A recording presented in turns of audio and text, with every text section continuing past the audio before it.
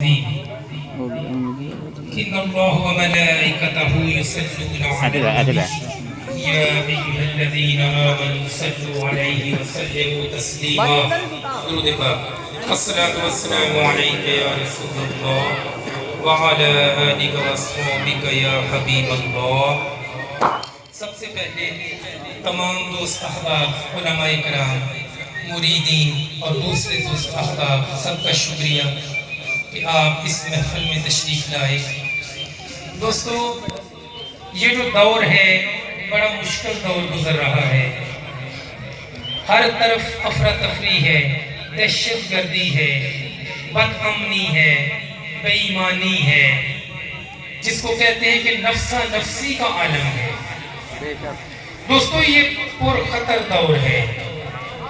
تو اس دور میں ہمیں ضرورت اس بات کی ہے کہ ہم اللہ اور اس کے پیارے حبیب حضرت محمد مصطفیٰ صلی اللہ علیہ وآلہ وسلم کی اتباع کریں.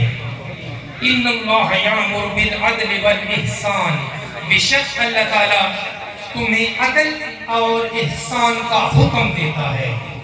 تو دوستو عدل اور احسان، نبی کریم صلی اللہ علیہ وآلہ وسلم جب اس دنیا میں تشریف لائے تو دنیا میں ہر قسم کی برائی موجود تھی.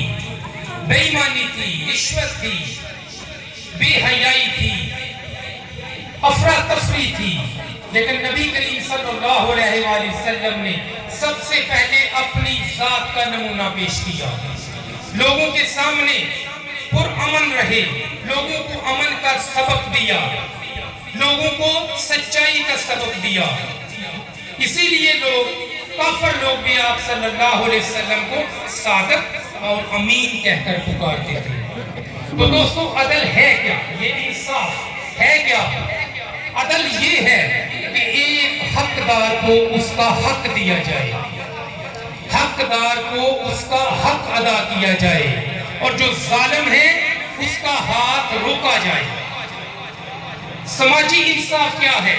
سماجی انصاف یہ ہے کہ معاشرے کے ہر طبقے، ہر فرد کے لیے یکساں طور پر سیاسی، اخلاقی، سماجی حقوق حاصل ہوں.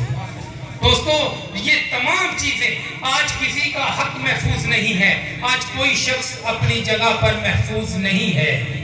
ہر طرف بد امنی ہے، دہشت گردی ہے. کوئی شخص یہ نہیں گارنٹی دے سکتا کہ آج وہ اس دنیا میں جو چل پھر رہا ہے گھر واپس آئے گا تو یا نہیں آئے گا.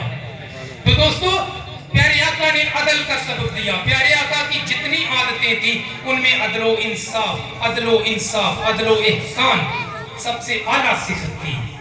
تو دوستو فتح مکہ کی مثال ہمارے سامنے ہے کہ جب تمام لوگ مجرم بن کر، ملزم نہیں، مجرم بن کے سامنے کھڑے تھے، لیکن نبی کریم صلی اللہ علیہ وسلم نے وہاں عدل سے بھی آگے ایک سٹیپ چلے گئے اور احسان کر دیا، سب کو معاف کر دیا. اگر عدل کرتے تو اس دن بہت زیادہ لوگوں کے سر قلم کیے جاتے، بہت زیادہ لوگوں کے ہاتھ قلم کر دیے جاتے. لیکن نبی کریم صلی اللہ علیہ وسلم نے وہاں عدل نہیں، احسان کر دیا. عدل سے اعلیٰ رتبہ ہے احسان کا. عدل تو یہ ہے نا کہ جتنی کوئی نیکی کرتا ہے تم بھی اتنی نیکی اس کے ساتھ کرو گے، یہ عدل ہے. اگر جتنی کوئی نیکی کرتا ہے اس سے زیادہ نیکی تم کرو گے، یہ احسان ہے. جتنا کوئی ظلم کرتا ہے اس کے برابر ظلم کرو گے، یہ عدل ہے. اور اگر اس سے کم ظلم کرو گے تو یہ احسان ہے. وہ عورت جس کا نام فاطمہ تھا، اس کی مثال ہر کتاب میں، اکثر بچوں کی کتابوں میں موجود ہے کہ فتح مکہ کے قریب ایک عورت جس کا نام فاطمہ تھا، اس نے چوری کی. نبی کریم صلی اللہ علیہ وسلم نے حکم دیا اس کے ہاتھ کاٹ دیے جائیں. جب صحابہ کرام نے کوشش کی کہ کوئی سفارشی نہیں تھا، کسی میں جرت نہیں ہوتی تھی کہ نبی کریم صلی اللہ علیہ وسلم کے پاس سفارش لے کر جائے. پھر کیا کیا؟ حضرت زید کے بیٹے حضرت اسامہ رضی اللہ تعالیٰ عنہ کو تیار کیا کہ تم نبی کریم صلی اللہ علیہ وسلم سے بڑا پیار کرتے ہو، تم جاؤ. وہ گئے نبی کریم صلی اللہ علیہ وسلم کے پاس. جب سفارش گئی نبی کریم صلی اللہ علیہ وسلم غصے میں آ گئے اور فرمایا، اے صحابہ کرام کو بلا لیا، فرمایا تم چاہتے ہو کہ جو اللہ نے حدیں قائم کی ہیں ان میں سے ایک حد کو میں توڑ دوں؟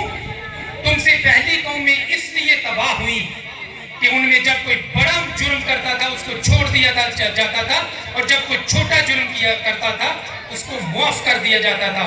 آپ نے فرمایا خدا کی قسم اگر محمد کی بیٹی صلی اللہ علیہ وسلم محمد کی بیٹی فاطمہ بھی چوری کرتی تو میں اس کے بھی ہاتھ کاٹ دیتا۔ یہ ہے عدل۔ آج عدل نہیں ہے دوستو، آج فیصلے ہوتے ہیں، عدل نہیں ہوتا۔ ہمارے پروفیسر کہتے تھے کہ آج ہماری عدالتوں میں عدل نہیں ہوتا، فیصلے ہوتے ہیں۔ اور عدل جس کے پاس جتنا پیسہ ہے وہ اتنا عدل خرید لیتا ہے۔ غریبوں کو انصاف نہیں ملتا، امیر موجے مار رہے ہیں، لیکن یاد رکھنا دوستو کل روزے قیامت یہی امیر طبقہ ہوگا اور آپ ان کا گریبان پکڑیں گے۔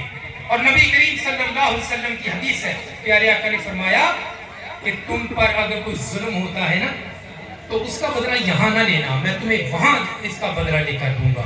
حدیث شریف میں آتا ہے کہ ایک آدمی روز محشر آئے گا، پہاڑوں کے برابر اس کے ثواب ہوگا، اجر ہوگا اس کے پاس، نیکیاں ہی نیکیاں ہوں گی، لیکن اس کے ساتھ ساتھ کیا ہوگا؟ کسی کا قتل کیا ہوگا، کسی کو گالی دی ہوگی، کسی کا حق مارا ہوگا۔ اب روز محشر حقدار آ جائیں گے، یا اللہ اس سے ہم نے حق لینا ہے۔ اللہ تعالیٰ کہے گا کہ ہاں اس سے حق لے کر دو۔ فرشتوں کو حکم ہوگا کہ اس کی نیکیاں ان حقداروں کو دیتے جاؤ، وہ نیکیاں دیتے جائیں گے، اس کے پاس کچھ نیکی بھی نہیں، ایک نیکی بھی نہیں بچے گی۔ اب حقدار تو اور بھی باقی ہیں، اب کیا کیا جائے؟ اس کے پاس نیکیاں ہیں ہی نہیں، تو اللہ فرمائے گا ان حقداروں کے گناہ اس پر ڈال دو، اور پھر جو نیکیوں کے پہاڑ لے کر آیا تھا اب وہ پہاڑوں گناہوں کے پہاڑ لے کر دوزخ میں جائے گا۔ تو دوستو ہمیشہ عدل کرو۔ اللہ سے عدل کیا ہے؟ اللہ کی عبادت کرو۔ نبی سے عدل کیا ہے؟ نبی کی سنتوں کو اپناؤ، نبی کی اتباع کرو۔ ماں باپ کا حق کیا ہے؟ ماں باپ کی فرما برداری کرو۔ جب آپ خود باپ بنتے ہو تو اولاد کا حق کیا ہے کہ اولاد کی اچھی تعلیم و تربیت کرو، ان کو اچھی تعلیم دو۔ اور پھر معاشرے کے حقوق کیا ہیں کہ ہر انسان کا احترام کرو، بڑوں کا ادب کرو، چھوٹوں سے پیار کرو، یہاں تک کہ اگر آپ نے جانور پال رکھے ہیں ان کا بھی خیال رکھو، ان کو وقت پر چارہ دو۔ یہ عدل ہے۔ عدل کا مطلب یہ ہرگز نہیں ہے کہ دو بندوں کے درمیان فیصلہ کروا دیا تو ختم ہو گیا عدل، نہیں۔ عدل یہ ہے کہ ہر کام کو اس کی اصلی روح کے مطابق کیا جائے، یہ عدل ہے۔ اور اسلامی اصطلاح میں عدل یہ ہے کہ تمام اسلامی جو احکام ہے ان کو ایمانداری کے ساتھ جو ہے وہ ان کو ادا کیا جائے۔ تو دوستو وقت میں زیادہ نہیں لینا چاہتا، اب میں قاری صاحب سے گزارش کروں گا، قاری مقصود صاحب وقت تقریباً ختم ہو گیا، 10 سے 15 منٹ ہیں۔ قاری اشرف